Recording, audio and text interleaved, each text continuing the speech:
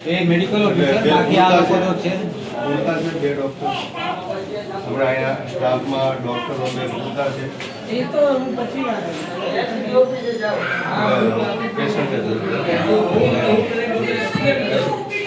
Medical officer છો શું નામ છે તમારું? ડૉક્ટર લોહડા નામ.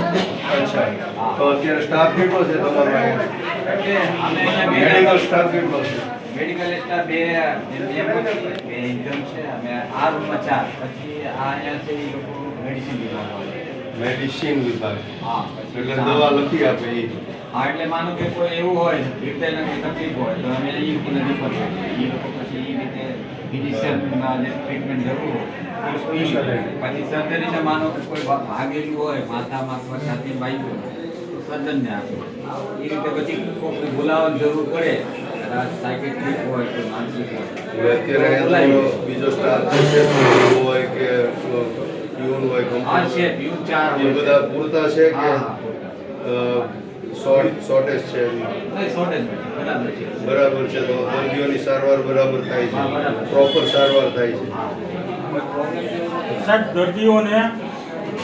જે દવા છે પૂરતી જે બીમારી હોય એ રીતે મળી જાય છે દર્દીની દવા. હા દવામાં આપણે બહુ ખ્યાલ નથી પણ જેટલા આપણે પાસે આવે ને ઇમરજન્સી દવા તો બધી જ છે સાહેબ દવા લેવા જાય છે ના પડે છે આ દવા ખાલી છે તમે મેડિકલમાંથી લઈ આવો એમ કહે છે તો સાહેબ ખાલી કેમ ચાલો નાશની દવા આપણે લેવી તાત્કાલિક તો એ નથી હોતી સાહેબ અમારે દોડીને જવું પડે દવાનું છે. છે ને દવા વિભાગ જુદી છે એ મેડિકલ સ્ટોર જુદું છે મેડિકલ ક્યાં છે? એ ઓલા સુપ્રિન્ટેન્ડન્ટ ઓફિસ નીચે છે હા એ તમે જ કદાચ જોયા નીચે છે ને મેડિકલ સ્ટોર એ લોકો ડીલિંગ કરે છે ઓકે